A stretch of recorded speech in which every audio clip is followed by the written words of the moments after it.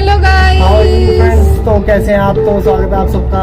Welcome once again on our YouTube channel. आज की video तो जो हमारी आज की वीडियो है वो हम आपको अपने एक्सपीरियंस के बारे में बताएंगे। ये थोड़ी स्टोरी टाइप होगी। स्टोरी के साथ साथ हम थोड़ी इन्फॉर्मेशन चीजें भी आपको बताएंगे, स्पेशली जो गलतियां हमने यहाँ पे आके करी, जो काफी सारे पैसे हम सेव कर सकते थे। लाइक दैट काफी ऐसी गलतियां थी स्टार्टिंग में जो हर कोई करता है, बिकॉज किसी को पता नहीं होता वो सारी चीजें। तो वो सारी चीजें बताएंगे, साथ में हमारा एक्सपीरियंस बताएंगे कि क्या यूके में आना वर्थ इट है कि नहीं है, हमारा एक्सपीरियंस कैसा रहा एक्चुअली आज की video. So let's begin guys. Actually ये जब हम यहाँ पे पहुंचे थे तो हम नाइट को पहुंचे थे। हमारी जो फ्लाइट थी वो इवनिंग यहाँ पे लैंड हुई थी, कुछ 8-9 बज गए थे। तो काफी नाइट थी और हल्की हल्की बारिश भी हो रही थी एज यूजुअल, जैसा कि यहाँ का वेदर होता ही है। तो हमारे फर्स्ट अराइवल पे वेदर बिल्कुल वैसा ही था।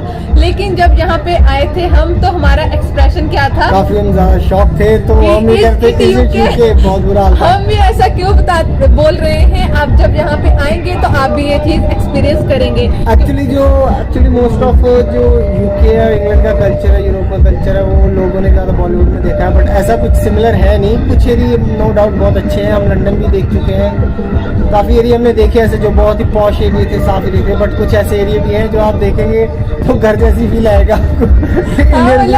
जैसा मूवीज में दिखाया जाता है, ओनली सम पार्ट्स वैसे हैं, उसके अलावा इतना भी मतलब नहीं है जैसा आप ड्रीमी वर्ल्ड से आते हो कि ये यूके है।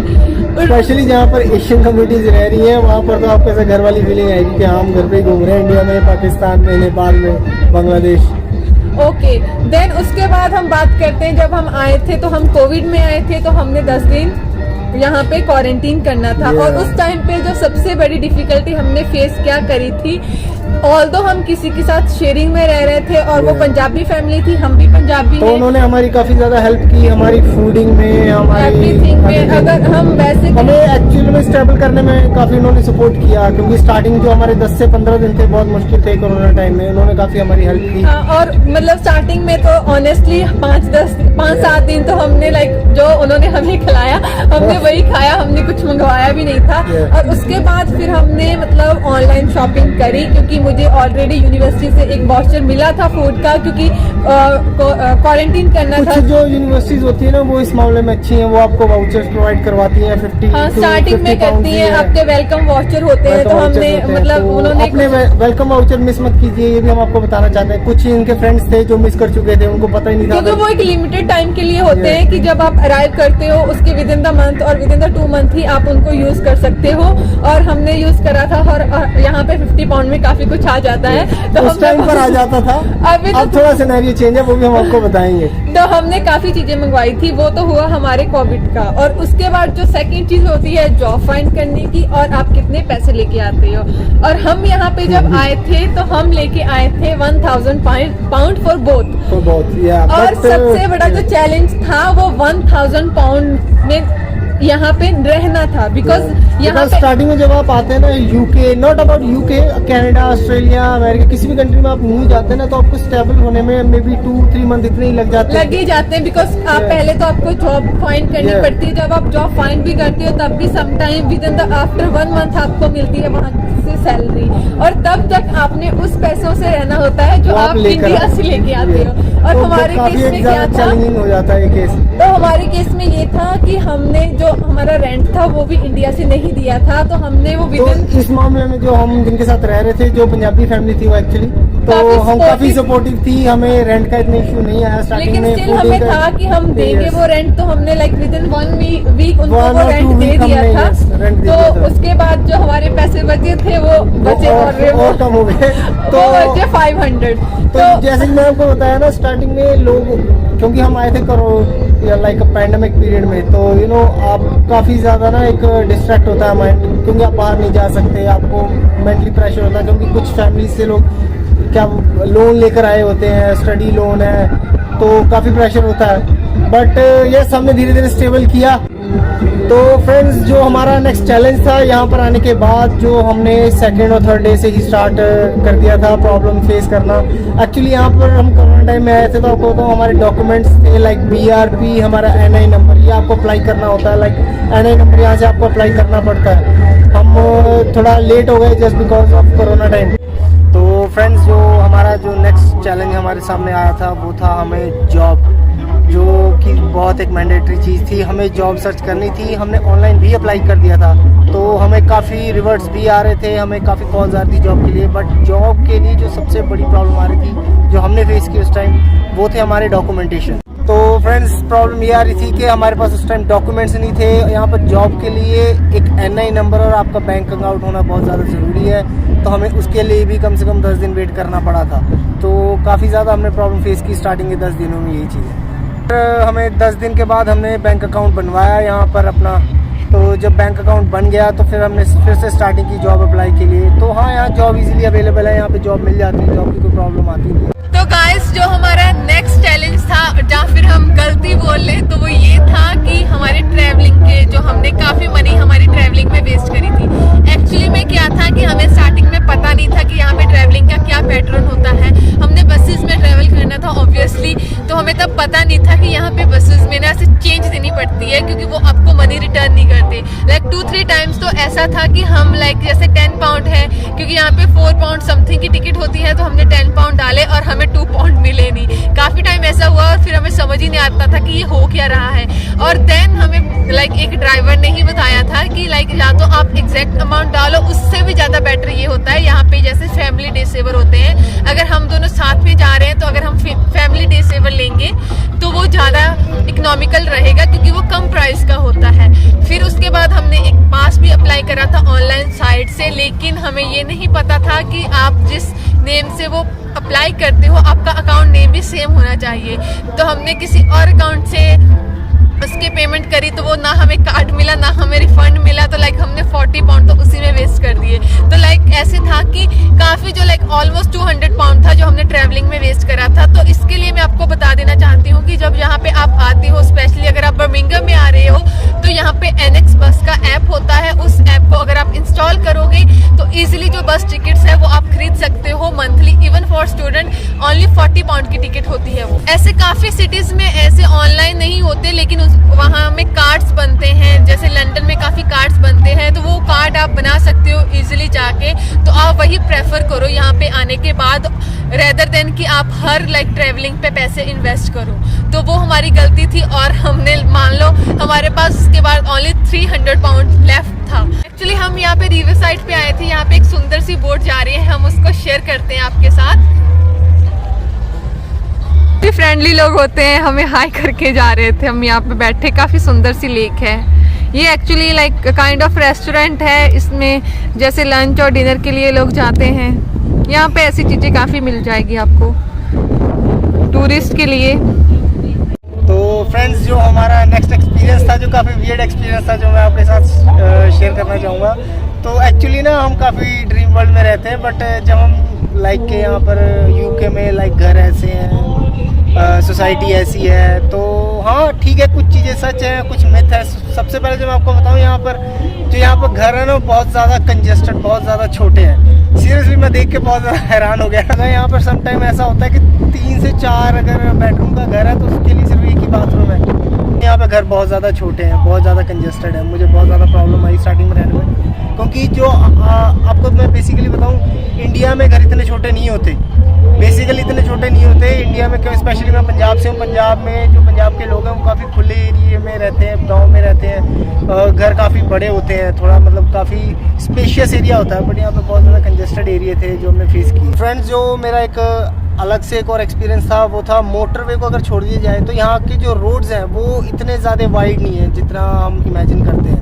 एक्चुअली क्या है, यहाँ पर जो लोग हैं ना, वो अपनी गाड़ियाँ रोड की कॉर्नर्स पे दोनों साइड पे ना पार्क कर देते हैं, तो सेंटर से गाड़ी निकलने की भी जगह नहीं होती। समटाइम कुछ रोड इतने कंजेस्टेड हो जाते हैं कि माइंड में यही रहता है कि बस भी यहाँ से निकल पाएगी कि नहीं। तो अभी मैं बात करूंगी नेक्स्ट चैलेंज की, जो हमने यहाँ पे काफ़ी फेस करा और सभी लोग मोस्टली करते हैं, वो है अबाउट लैंग्वेज। ऑल्दो हम सभी इंडिया से लाइक इंग्लिश बोलते होते हैं, या फिर हम कोई ना कोई एग्ज़ाम दे के ही आते हैं और हमें लगता है कि हमें आती है इंग्लिश, बट जो यहाँ पे आके रियल चैलेंज है वो लैंग्वेज ही होती है, ना कि सिर्फ बोलना। क्योंकि इंग्लिश हमारी फर्स्ट लैंग्वेज नहीं होती, तो समटाइम कुछ वर्ड्स हमें नहीं पता चलते और नहीं पता भी होते, बिकॉज हम चाहे कितना भी सीख ले, लाइक इतनी वोकैबुलरी नहीं होती हमारी।